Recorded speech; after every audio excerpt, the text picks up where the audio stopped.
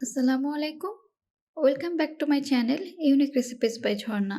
আবারও উপস্থিত হলাম নতুন আরেকটি রেসিপি নিয়ে। আজকের পর্বে আমি আপনাদেরকে রান্না করে দেখাবো শাপলা দিয়ে ইলিশ মাছ রান্না। যেহেতু এই সিজনে শাপলাটা মোটামুটি অ্যাভেলেবেল থাকে, সেহেতু আমরা শাপলা দিয়ে অনেক রকম মাছ রান্না করে থাকি।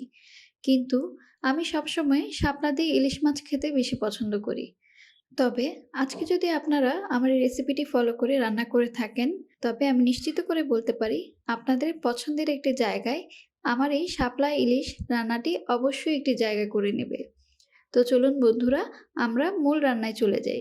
রান্নার জন্য আমি এখানে ৩ আটি শাপলা নিয়ে নিচ্ছি। যেহেতু শাপলাটা রান্নার পরে পরিমাণে অনেকটাই কমে যায়, সেহেতু আমি একটু বেশি করেই শাপলাটা নিব। প্রথমেই আমি শাপলাটাকে একটু প্রিপারেশন করে নিব। কারণ শাপলাটা যদি একটু প্রিপারেশন করে না নেওয়া হয়, তাহলে কিন্তু খেতে একটু আষ্টে আষ্টে ভাব লাগে এবং অনেকটা কষ বেরিয়ে আসে। তাই আমি এভাবে শাপলার খোসাগুলো ছেড়ে শাপলাগুলোকে এভাবে লম্বালম্বিভাবে কেটে নিয়েছি। তারপর একটি বড় কড়াইতে অনেকটা পানি নিয়ে আমি শাপলাগুলোকে সে পানির মধ্যে ঢেলে দেব। যতক্ষণে পানিতে বলক না আসে আমি শাপলাগুলোকে ফোটাতে থাকবো। পানিতে বলক চলে আসলেই আমি শাপলাগুলোকে নামিয়ে একটি স্ট্রেইনারে ছেঁকে নিব। আমি কিন্তু এখানে শাপলাগুলোকে সেদ্ধ করে নিব না, কারণ রান্নার সময় কিন্তু আমার শাপলাটা সেদ্ধ হবে। তাই এখানে পানিতে বলক আসা মাত্রই আমি শাপলাগুলোকে নামিয়ে ফেলবো। আর এখানে আমি প্রায় একটি বড় সাইজের ইলিশ মাছ নিয়ে নিলাম, যা আমি প্রথমেই ভালো করে কেটে ধুয়ে রেখেছি।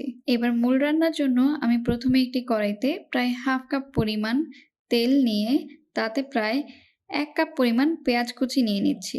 তারপরে কিছুক্ষণ পেঁয়াজটিকে নেড়েচেড়ে পেঁয়াজটি প্রায় যখন অনেকটাই নরম হয়ে আসবে, তখন আমি এখানে আস্তে আস্তে মশলাগুলো দিয়ে দিব। মশলার মধ্যে আমি প্রথমেই দিচ্ছি রসুন বাটা ২ টেবিল চামচ। তার সাথেই অ্যাড করে দিব স্বাদ মতো লবণ এবং দিয়ে দিচ্ছি ১ চা চামচ হলুদের গুঁড়ো। তারপরে আমি মশলাটাকে ভালো করে কষিয়ে নিব এবং কষানোর জন্য আমি এখানে সামান্য পরিমাণ পানি ব্যবহার করছি। তারপরে আরও কিছুক্ষণ আমি মশলাটাকে কষাবো এবং বেশ কিছুক্ষণ কষানোর পরে আমি এখানে অ্যাড করে দিব ১ চা চামচ লাল মরিচ গুঁড়ো এবং ১ চা চামচ জিরে গুঁড়ো। তারপরে মশলাটাকে আমি আরও বেশ কিছুক্ষণ কষাবো।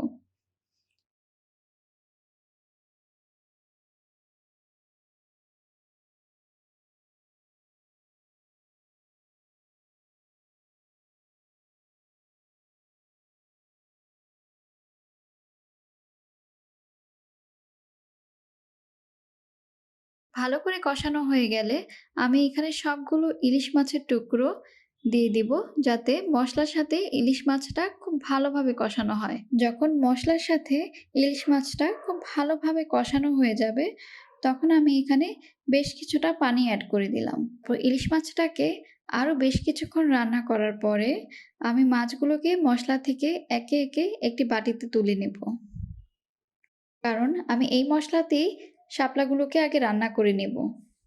আমার সবগুলো ইলিশ মাছের টুকরো ওঠানো হয়ে গেছে। এখন আমি মশলাতে শাপলাগুলো ঢেলে ভালো করে মশলার সাথে শাপলাগুলোকে কষাতে দিব।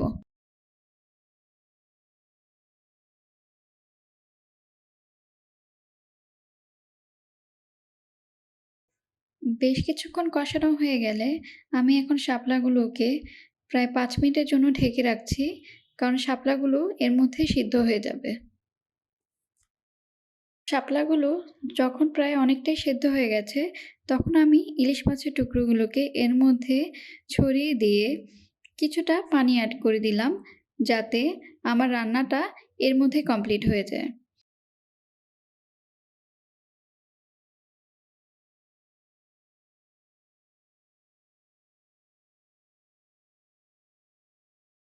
টেস্টটাকে আরেকটু বাড়ানোর জন্য আমি একদম শেষে হাফ চা চামচ জিরে গুঁড়ো ব্যবহার করছি। এতে তরকারির গন্ধটা আরও বেশি সুন্দর আসবে। পরে কিছুটা আলতোভাবে নেড়ে আমি তরকারিটিকে ১০ মিনিটের জন্য ঢেকে রাখছি, সম্পূর্ণ রান্নাটি কমপ্লিট হওয়ার জন্য। 10 মিনিট পরে আমার রান্নাটি কমপ্লিট হয়ে গেছে। আপনারা দেখুন কতটা সুন্দর হয়েছে শাপলা ইলিশ রান্নাটি। আপনারা অবশ্যই এই রান্নাটি বাসায় চেষ্টা করবেন এবং কেমন লেগেছে আমাকে অবশ্যই কমেন্ট সেকশনে আপনারা জানাবেন।